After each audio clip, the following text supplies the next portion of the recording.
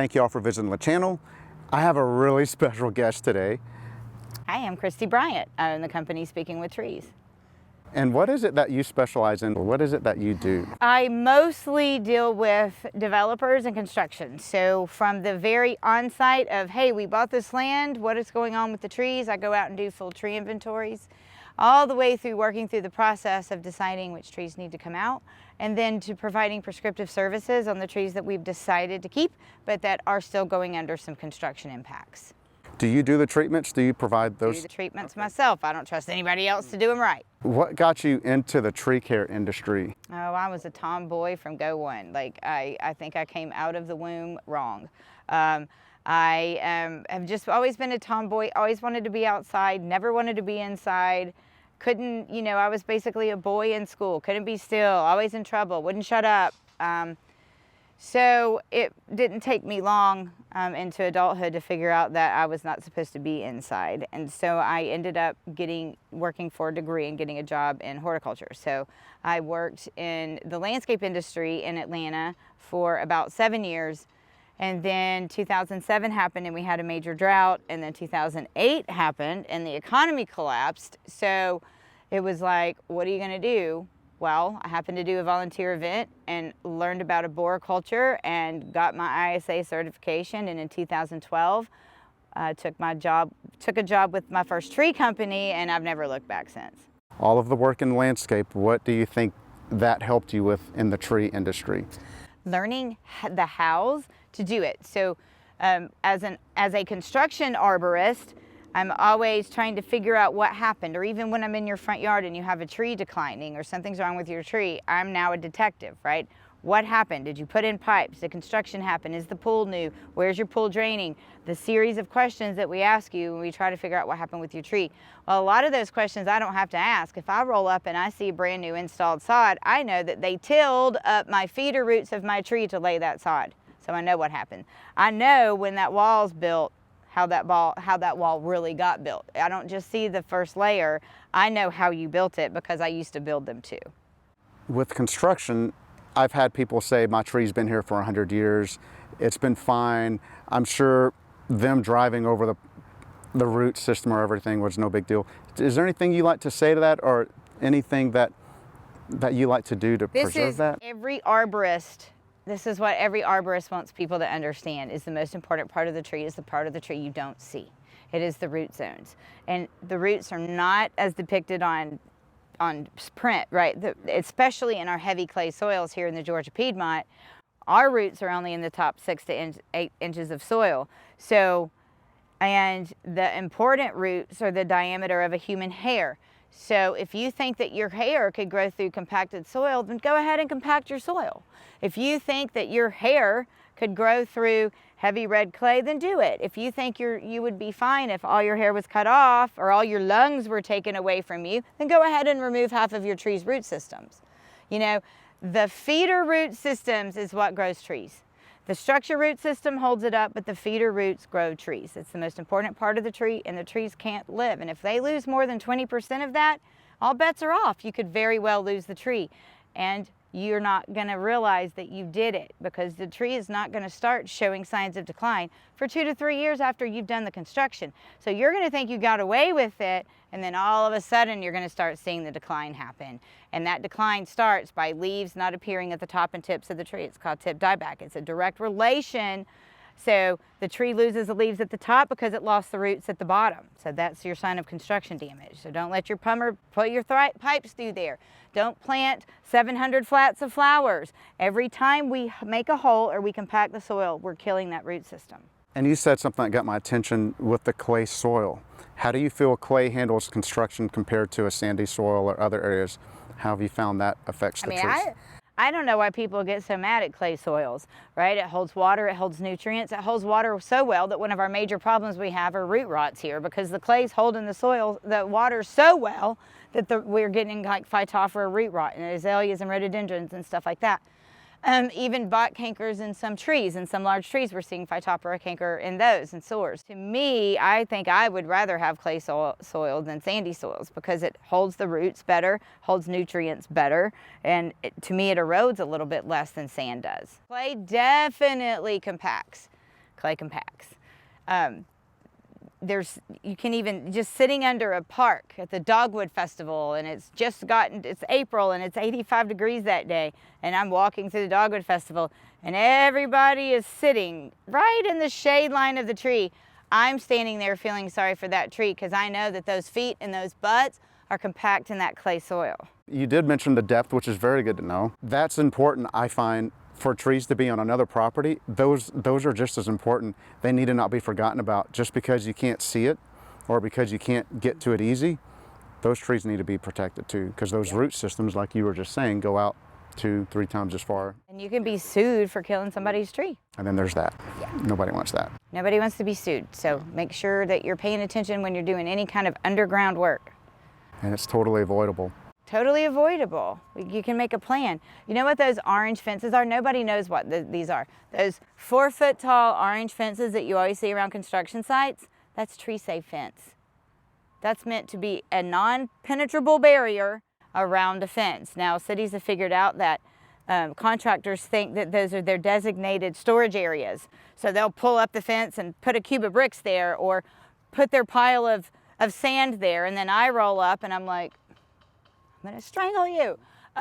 So a lot of cities in the Metro Atlanta area are moving to chain link, like the fencing that you buy to put up around a construction site or something. They're actually requiring 8-foot tall construction chain link fencing to keep people out. I like that. I agree. The construction warning fences or the orange fences like that, I found they don't do very much. They don't do very much. They walk right through it and store it. Yeah, it looks like store your crap here, store your stuff here. I pulled up on a job site the other day and there was a painter had taken all this shiplap and he was out painting it inside of my tree save area. And I was like, hey, I'm gonna need you to get out of there. But why? This is perfect area. And I'm like, because you're not supposed to be in there. That's to keep you out, not to put you in. It's, but people don't understand that. So when you see the orange fencing, stay out. Is there one main piece of advice you'd like to give someone that might be going to build something? Is there one thing you would say to someone you're about to build a pool? Talk to an arborist first. Landscapers don't understand how trees really work. Builders do not understand how trees work. Pool people do not understand how trees work.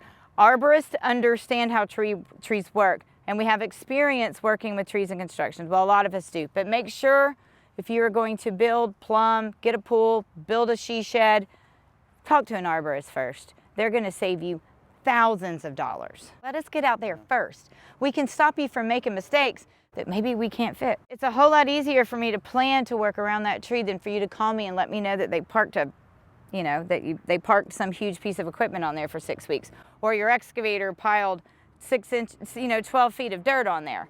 There's not much I can do. And to do soil remediation versus the cost of maybe a consultation. Yeah. The cost difference is a few thousands.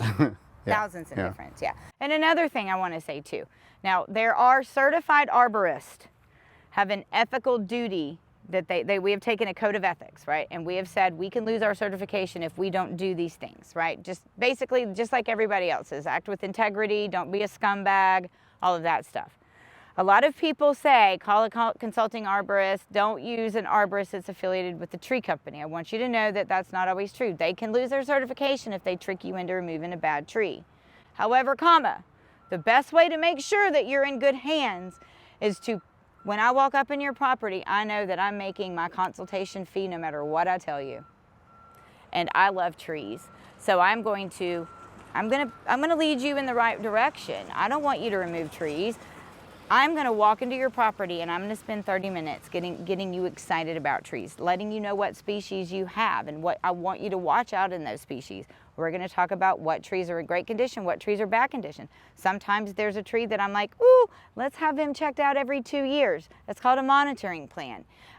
But when I leave, or when a consulting arborist leaves your site, you're going to understand better when you actually need a tree company and when you don't. And if I do, for me personally, if I do tell you that you have to remove a tree, I'm also going to walk you through the permitting process and how to pick a tree company, what to look for, how to know they have insurance. It is in your best interest to start your life if you own trees. Just get to know an arborist. Just get one, have one. I love that. What do you think is the #1 problem in Atlanta or the surrounding areas as far as trees go? So it's the difference in like the areas. So we are standing currently in Cobb County, about half a mile from Cherokee County. Both of these counties don't have, like, the only time you have to have permission to do anything with the tree is if you're involved with a land disturbance permit, and that's if you're building over an acre. So most residential building, you don't even have to deal with trees, with the tree ordinance. But then you go right there into Fulton County, and you have to have permission to cut down anything over 6 inches. But then you go up into Milton, which is a city in northern Cherokee County that has no rules, and you have to have a permit to cut down anything over 15 inches. And then, Hateville. So all of the tree ordinances are so very vastly different. And these counties that don't offer homeowners any protection, or trees any protection, to me is asinine. Like, I can tell you this, I've been driving around Cherokee County all day today, which is the county right there. And every piece of undeveloped land has survey markings on it all day long, which means your county is about to be developed to the point where there's no empty land left. And with the crappy tree ordinance that y'all have right now, it's gonna be so bad. You're gonna flood. The EPA standards are gonna be so high. You think you're out in the country, you're not gonna feel like you're out in the country. Like, Cherokee County has got to stop and do something about this. Cobb County too. I mean, it's just development without any kind of whatever. They can just clear property line to property line and just do whatever they want. And you don't want that. Trust me, you don't. You really don't. And I can tell you, coming from Texas, look at Houston. Houston, their ordinances are really lax. Now they're getting a little stricter, but if you follow the Houston weather and the things that have happened, that has a lot to do with it. Absolutely does. And then especially in areas where there's no protection for trees, your neighbor, so this is what the tree ordinance thing, in my mind, here's the deal. That tree, these trees, they're community property. They're not your property. I don't care if they're on your property, because if you take down every pine on your property, every neighbor is going to suffer because of it. So trees are not your property. They are community property, and they deserve protection, because I don't want to have to pay 30% higher power bills because my next door neighbor decided to remove every pine in the backyard. Why? First off, why would you want to waste that money? But why would you want to remove all those trees? Let's review the things that trees do for the earth, right? We're reducing runoff. We're sequestering carbon, keeping our EPA, keeping the federal government off of our back because of our carbon sequestering, right? They are making us healthier. Do you know that trees planted outside of a hospital reduce hospital stays? Do you know that in communities with large mature trees, the entire population is 5% healthier, makes 3% more money, and gets 5% higher grades? And if you don't believe me, go look at the Harvard studies. Go look at the city of Portland, Oregon. They did a 25-year study about what trees do for people and health. Look it up, and then go get excited about trees. Now, where can people go in Georgia if they want to make a difference for the developing areas? Where can they go to kind of make a difference? You need to get in front of your council people. The only place that we have real control in this world is with our local governments. And every tree ordinance started because the citizens got pissed.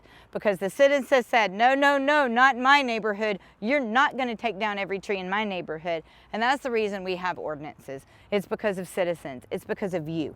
So get involved. Get to your council person and say, why aren't we protecting our trees, Cobb County? Why aren't we doing better, Marietta? What's going on, Cherokee County? Get on them, and I'll help you. You've been in the industry for a while. I've been in it for a bit. Is there anything you would say to anyone who's considering the tree care industry?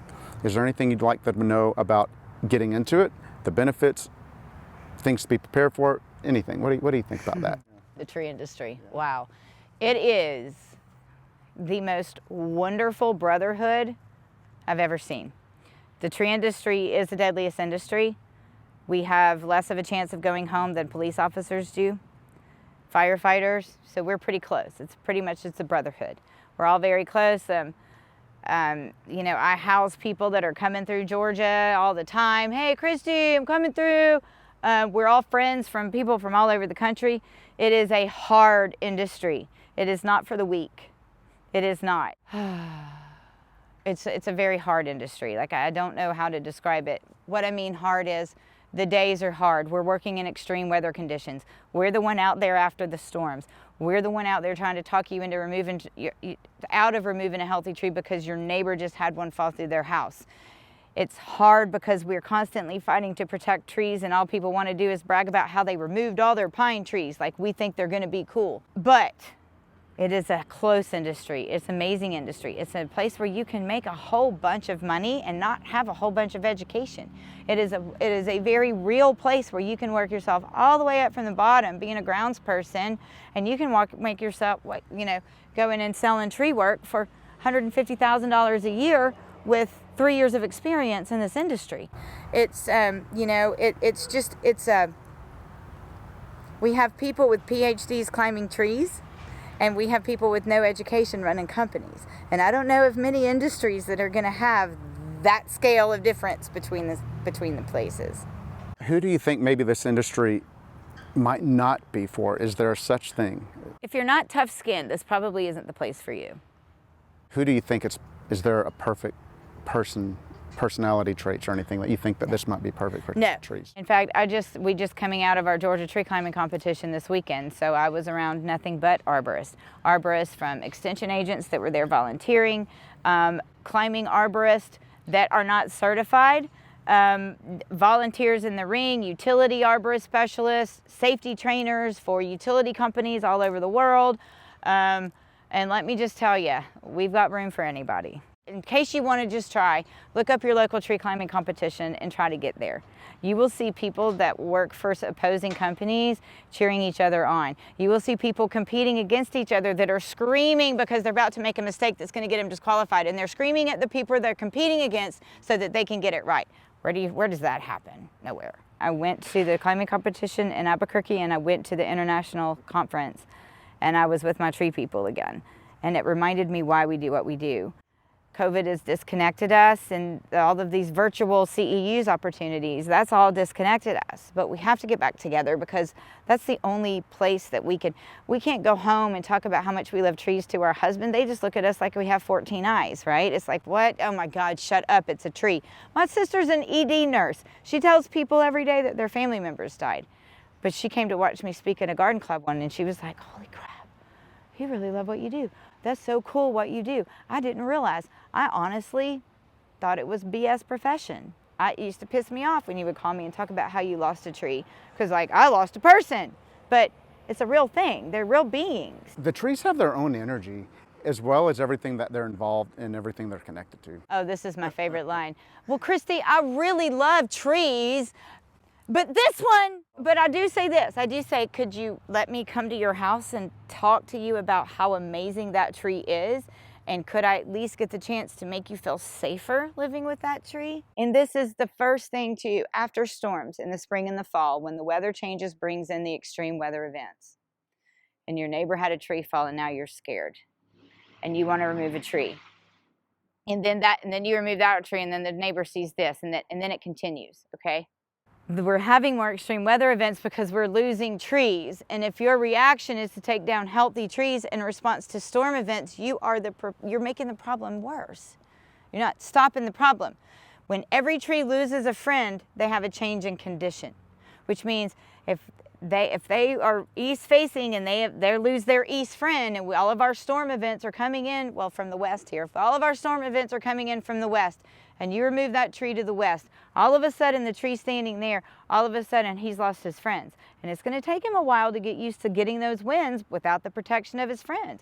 If you don't believe me, walk into a forest. The trees in the middle have no lower branches and all at the top. And the trees on the outside of the woods have branches on the outside. Why is that? Well, these are buffering the winds, protecting the guys in the middle that have no branches, right? If only people could be as cool as trees.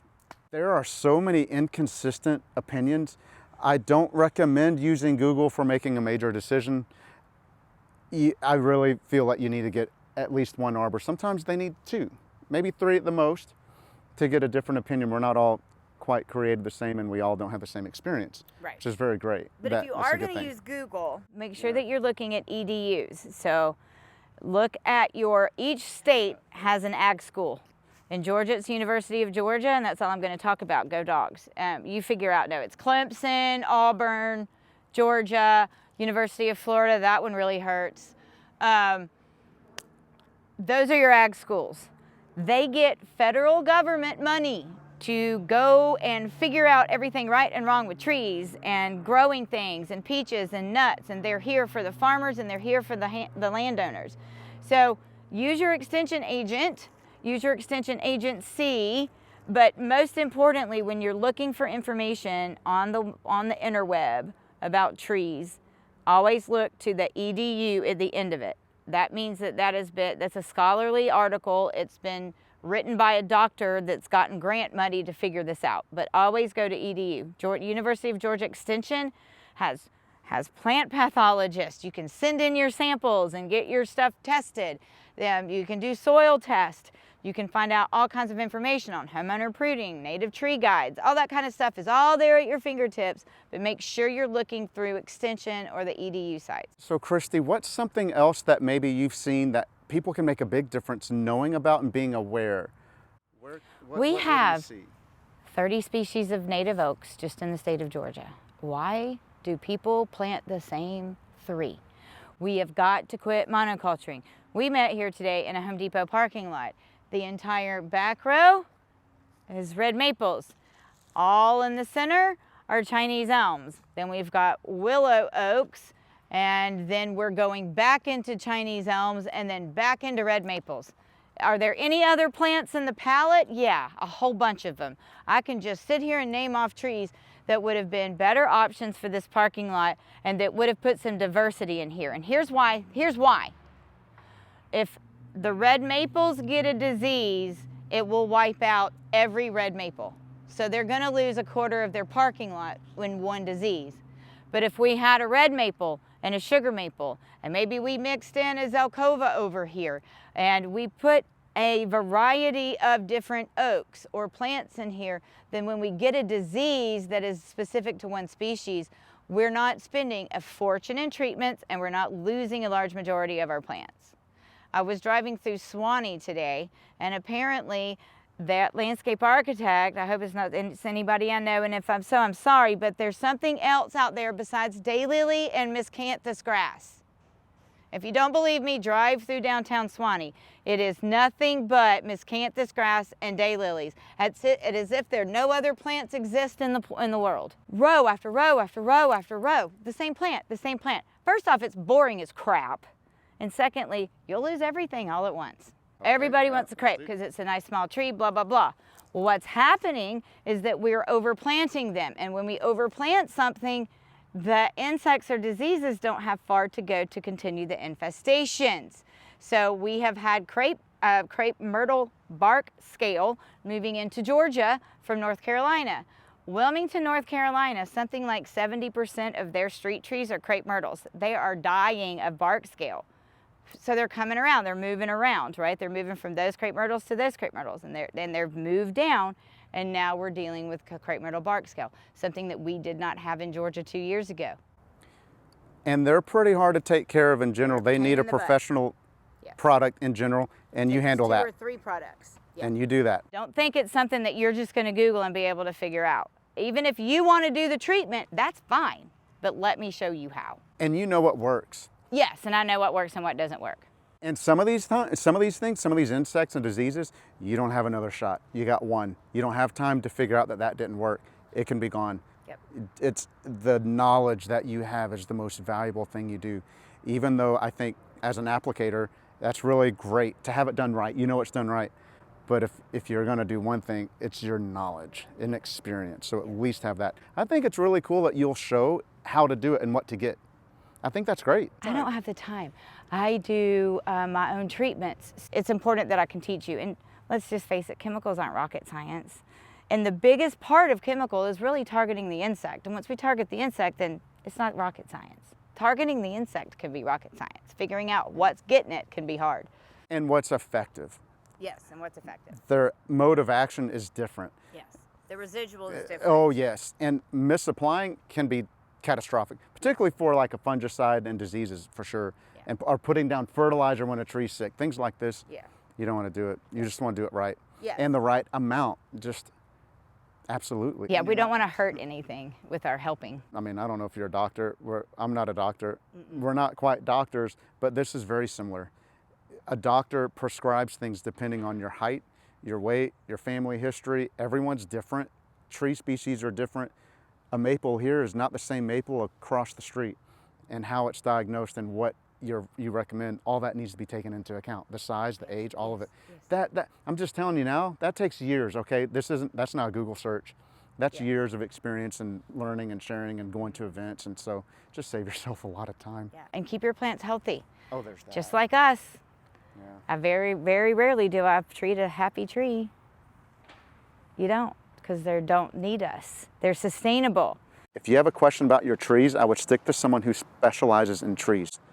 Just it's not. And do what we say. Do you go to your dentist and argue with him?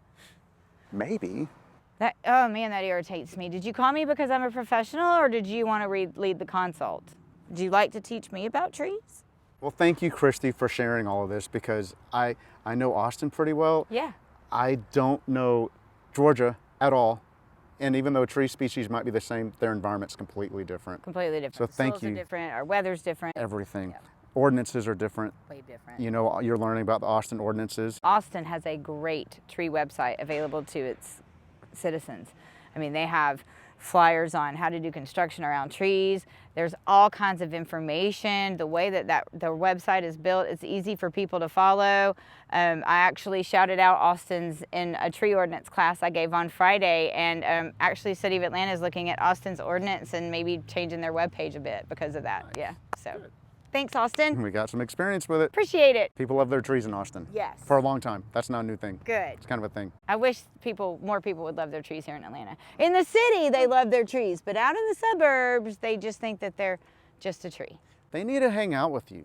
They do. I think if y'all don't like your trees, or you're like, oh, I'm not really sure this is an ugly tree, which there isn't an ugly tree, I'm just saying, you need to hang out with Christy, because we just met today, and there's that energy that you feel when someone really loves it. Let her, and it's real. So show them, talk to her, let her show the beauty of what you've got. That's the big one, being aware and appreciating what we have. Yeah. And I think I'll get you dumbly excited about trees. Good. Yeah. Before you go to remove a tree, just look and see if maybe the attitude might want to be looked at. Yeah. Maybe. You're losing something took a long time to get there. You can put down sod, you can grow that grass in 30 seconds, but it's going to take you 100 years to replace that tree. So true. So true. Let the grass die. I love the shrubs. The shrubs are awesome too. But if a shrub needs to go, that is the priority. You can replace everything else within a short time. Trees you can't. No. And maybe not even at all. Some trees don't want to do, they're there for a reason. Yeah. So where can people go if they want to get more information? So you can find me at speakingfortrees.com or Christy at Speaking for Trees. The name of the company is Speaking for the Trees, but I couldn't get that website. So it's Speaking for, take out the trees. Or you can find me on TikTok the same way, Speaking for Trees, or on Facebook. Thank you all for watching. If you like the video, click it, and thank you for your support.